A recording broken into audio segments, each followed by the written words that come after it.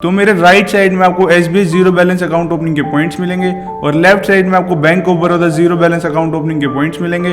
तो चलिए दोनों ही अकाउंट को कंपेयर करना स्टार्ट करते हैं। सबसे पहले हम दोनों ही अकाउंट की एज की बात करें तो एज आपकी 18 साल से ज़्यादा होनी चाहिए, चाहे वो SBI का अकाउंट हो चाहे वो बैंक ऑफ बड़ौदा का, आपकी एज 18 साल से ज़्यादा होनी चाहिए। सेकंड पॉइंट यहाँ पर यह है कि आप बैंक के लिए नए कस्टमर होने चाहिए, चाहे वो आपका अकाउंट SBI में हो या फिर बैंक ऑफ बड़ौदा में। उसके बाद हम बात करें दोनों ही जीरो बैलेंस अकाउंट की, तो SBI हमें जीरो बैलेंस अकाउंट जो ऑफर कर रहा है उसका नाम है SBI Insta plus savings account, और यही बैंक ऑफ बड़ौदा जो हमें अकाउंट ऑफर कर रहा है उसका नाम है B3 प्लस अकाउंट। दोनों ही अकाउंट को अप्लाई करने के लिए जो डॉक्यूमेंट्स लगते हैं वो डॉक्यूमेंट्स आपके लगते हैं पैन कार्ड और आधार कार्ड। दोनों ही अकाउंट को आप अप्लाई कर सकते हो इनकी मोबाइल बैंकिंग एप्लीकेशन से।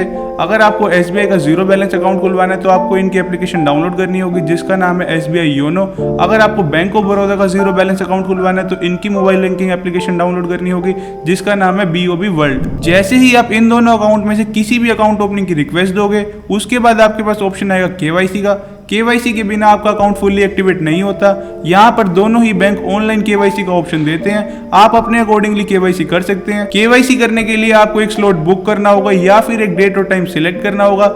जो भी डेट और टाइम आप सिलेक्ट करोगे या जो भी स्लॉट आप बुक करोगे उसके बाद आपकी स्क्रीन पर एक लिंक जनरेट हो जाएगा या फिर एक टोकन नंबर जनरेट हो जाएगा। अगर हम बैंक ऑफ बड़ौदा की बात करें तो यहाँ पर एक लिंक जनरेट होता है जो 72 आवर्स तक वैलिड रहता है। अगर हम 72 आवर्स के बाद इस लिंक पर क्लिक करेंगे तो यहाँ पर ये लिंक इनवैलिड हो जाएगा।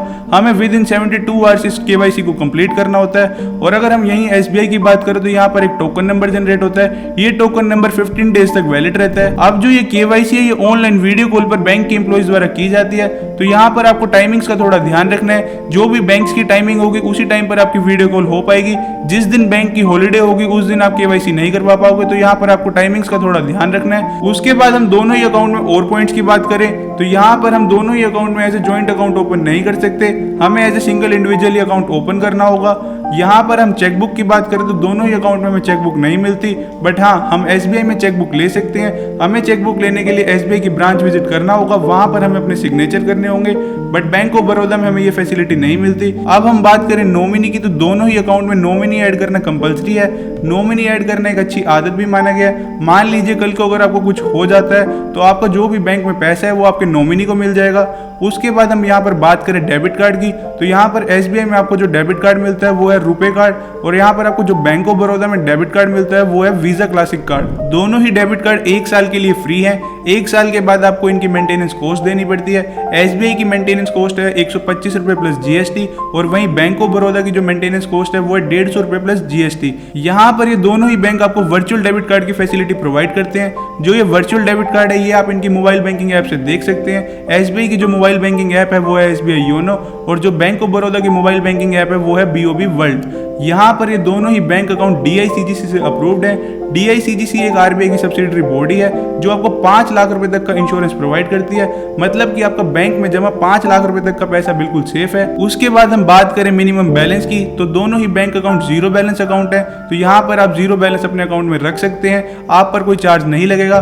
उसके बाद हम बात करें कुछ हिडन चार्जेस की तो यहाँ पर कोई भी हिडन चार्जेस नहीं है दोनों ही बैंक अकाउंट में। अब हम बात करें इंटरेस्ट रेट की, सेविंग्स अकाउंट पर हमें कितना इंटरेस्ट रेट मिलता है, तो यहाँ पर हम SBI की बात करें तो SBI हमें ऑफर कर रहा है 2.75%, और वहीं बैंक ऑफ बड़ौदा हमें ऑफर कर रहा है 2.70%। उसके बाद हम बात करें SMS चार्जेस की जो बैंक की तरफ से हमारे मोबाइल पर भेजे जाते हैं, तो यहाँ पर SBI हमसे चार्ज करता है 60 रुपीज प्लस GST, वहीं बैंक ऑफ बड़ौदा भी बिल्कुल सेम रेट चार्ज करता है जो है 60 रुपीज प्लस GST। उसके बाद हम यहाँ पर बात करें फिक्स डिपॉजिट यानी FD की, तो यहाँ पर SBI हमें ऑफर कर रहा है 7 दिन से लेके 45 दिन की FD पर हमें इंटरेस्ट मिल रहा है 2.90%, 46 दिन से लेके 179 डेज तक हमें इंटरेस्ट मिल रहा है 3.90%, 180 डेज से लेके 210 डेज तक हमें इंटरेस्ट मिल रहा है 4.40%, और वहीं 211 दिन से लेके 1 साल तक हमें इंटरेस्ट मिल रहा है 4.60%। और अब यहीं हम बैंक ऑफ बड़ौदा की बात करें 7 दिन से लेके 45 दिन तक इंटरेस्ट मिल रहा है 3%, 46 डेज से लेके 179 डेज तक इंटरेस्ट मिल रहा है 4%, 180 डेज से लेके 210 डेज तक इंटरेस्ट मिल रहा है 4.65%,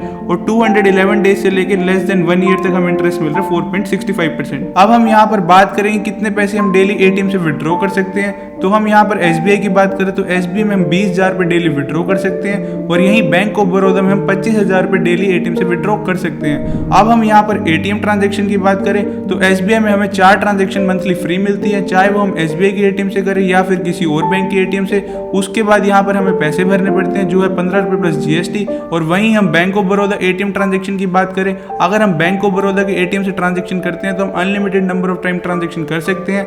और अगर हम किसी और बैंक के ATM से ट्रांजेक्शन करते हैं तो ये डिपेंड करता है कि हम कहाँ रहते हैं, हम मेट्रो सिटी में रहते हैं कि नॉन मेट्रो सिटी में। अगर हम मेट्रो सिटी में रहते हैं तो हमें मंथली 3 ट्रांजेक्शन फ्री मिलती है और अगर हम नॉन मेट्रो सिटी में रहते हैं तो हमें मंथली 5 ट्रांजेक्शन फ्री मिलती है। अब हम यहाँ पर बात करेंगे फंड ट्रांसफर की, तो दोनों ही बैंक अकाउंट हमें फंड ट्रांसफर का ऑप्शन प्रोवाइड कर रहे हैं, NEFT, RTGS, UPI, IMPS। तो यहाँ पर हम ये सारे ऑप्शन अवेल कर सकते हैं। उसके बाद हम यहाँ पर बात करेंगे इंटरनेट बैंकिंग की, तो दोनों ही बैंक अकाउंट हमें इंटरनेट बैंकिंग की सर्विस प्रोवाइड कर रहे हैं। उसके बाद यहाँ पर बात आती है मैक्सिमम अमाउंट पर ट्रांजैक्शन, मतलब कि हम एक ही बारी में कितना पैसा भेज सकते हैं। तो यहाँ पर हम SBI की बात करें तो SBI में हम 50,000 रुपये पर ट्रांजेक्शन भेज सकते हैं। यहीं बैंक ऑफ बड़ौदा में भी हम 50,000 रुपये पर ट्रांजेक्शन भेज सकते हैं। उसके बाद यहाँ पर बात आती है कि मैक्सिमम अमाउंट पर डे की हम पर डे में कितना पैसा भेज सकते हैं। तो हम यहाँ पर SBI में बात करें तो यहाँ पर हम 1 लाख रुपये भेज सकते हैं और यहीं बैंक ऑफ बड़ौदा में हम बात करें तो यहाँ पर हम मैक्सिमम अमाउंट पर डे यहाँ पर 2 लाख रुपए भेज सकते हैं। अब हम यहाँ पर बात करें पासबुक की, तो SBI में आपको पासबुक मंगवाने का ऑप्शन मिलता है। यहाँ पर आपकी मर्जी है कि आपको अगर पासबुक चाहिए तो आप मंगवा सकते हैं, बट बैंक ऑफ बड़ौदा में पासबुक का ऑप्शन नहीं मिलता।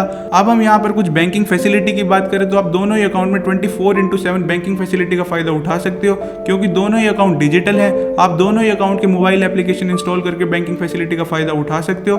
उसके बाद लास्ट में मैं आपको कुछ एडिशनल इन्फॉर्मेशन और देना चाहूंगा। अगर आप बैंक ऑफ बड़ौदा का अकाउंट खुलवाते हो तो आपको 30 दिन के अंदर 500 रुपये ऐड कराना जरूरी है, क्योंकि इससे आपका अकाउंट एक्टिवेट रहेगा। यहीं SBI में ऐसा कुछ कंपलसरी नहीं है, बट मैं आपको भी यही कहूंगा कि यहाँ पर भी आप कुछ ना कुछ पैसे ऐड कर ले, इससे आपका अकाउंट एक्टिवेट रहेगा। तो ये था दोनों ही अकाउंट का डिटेल कंपैरिजन। आई होप आपको ये वीडियो अच्छी लगी होगी। बाकी दोनों ही अकाउंट ओपनिंग का लिंक आपको नीचे डिस्क्रिप्शन में मिल जाएगा। Thanks and thank you all.